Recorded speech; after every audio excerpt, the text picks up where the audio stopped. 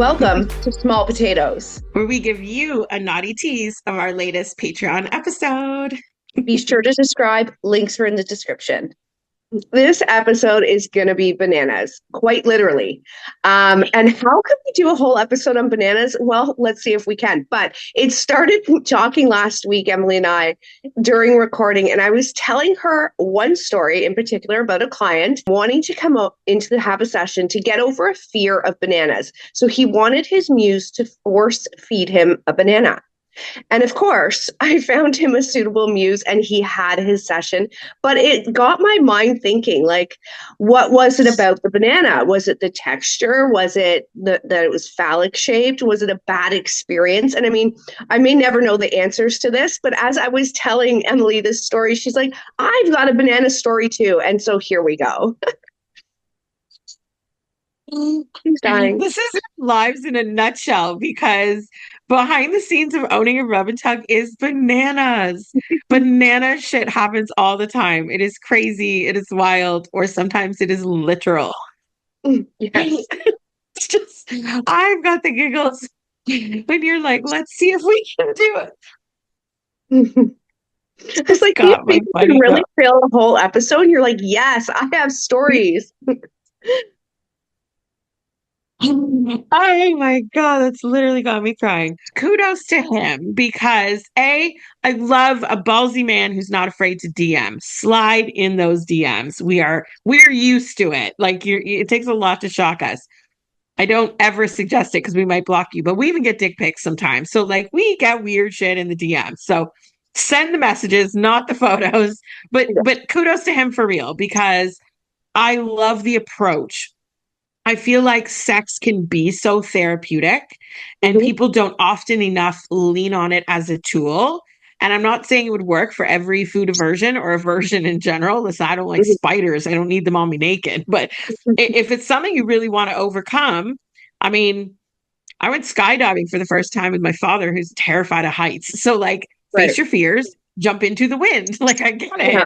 And that's why I'm like, kudos to him. That's ballsy, it's brave, and it's taking control of your life. I love that.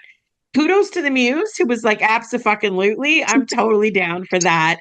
Let's make him eat the fucking banana. It's awesome. But Curious Hat goes on because why bananas? Is it the smell? Like you said, is it the texture? Is it some horror show that your mom made some terrible dish like how people hate raisins? Like, is it one of those things? Like, what is it? And if it's the phallic thing, I feel bananas are a first step. But let's then work towards addressing our actual homophobia instead of just being afraid of fruits and vegetables, because that's a symptom of a bigger thing. So let's maybe go there after we get the banana down our throat. But like, don't be afraid of phallic shaped things. Lots of phallic shaped things are delicious, not just penises. Corn on the cob, cucumbers, there's lots of yummy things, right? Yeah. But immediately when I was like, oh, I got banana stories, I found it interesting because throughout my career, I met men who liked bananas in different ways and different, I guess, orifices and all kinds of different things.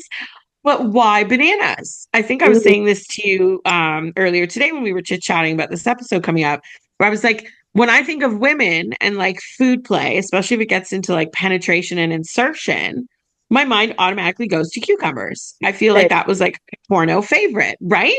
So like, was it, I don't remember that ever being in a Playboy. Not that I've read every episode of Playboy, but like, I don't think they did like a harvest episode in the fall.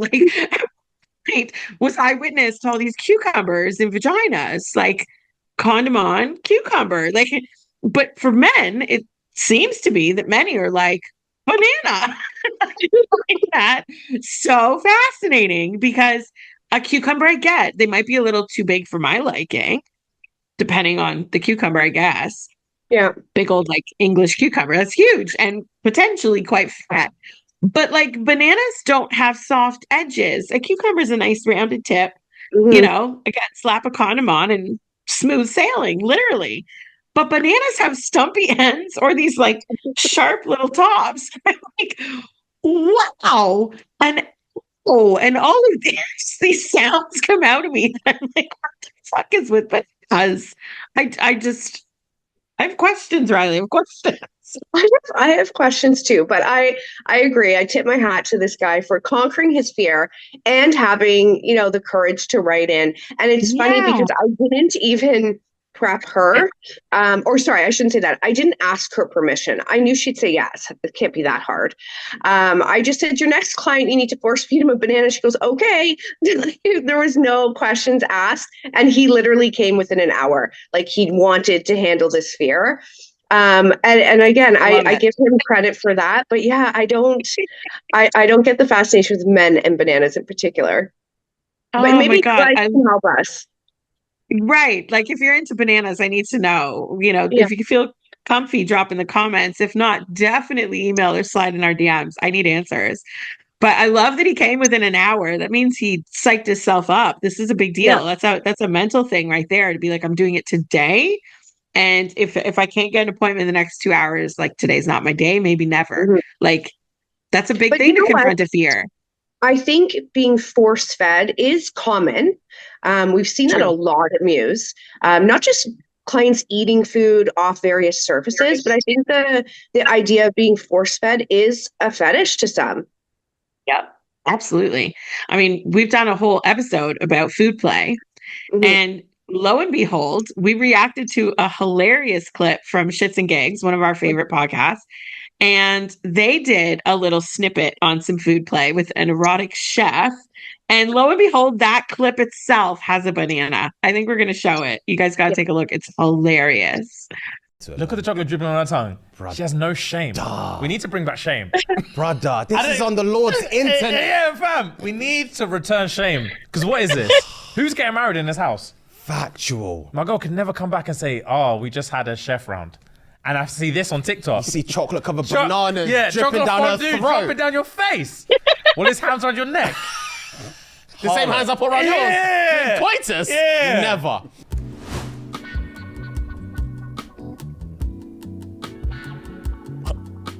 I looked at the roof like it's Like it's his tool. Yo.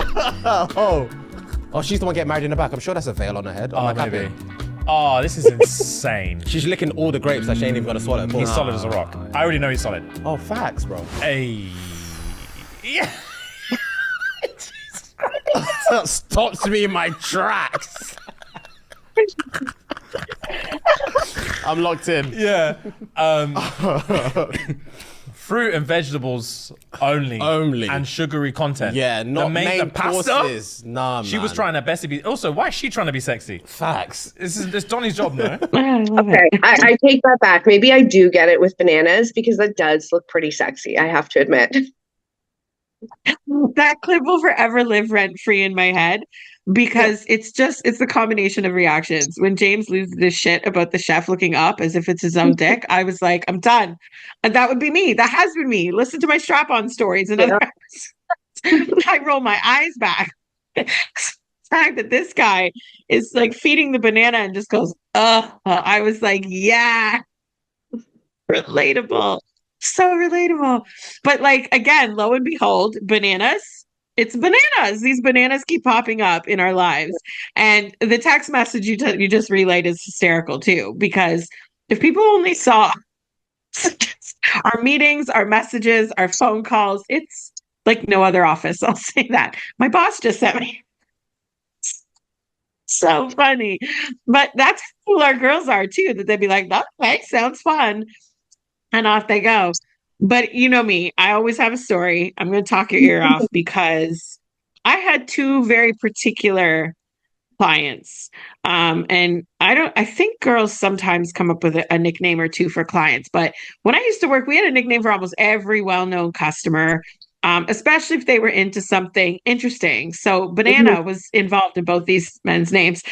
And that's only to separate John from John and Mark from Mark. It's no other thing, but you knew you were in for some banana play when Banana J was about to show up, and you're like, the point would be written as Banana J. Banana J's coming in.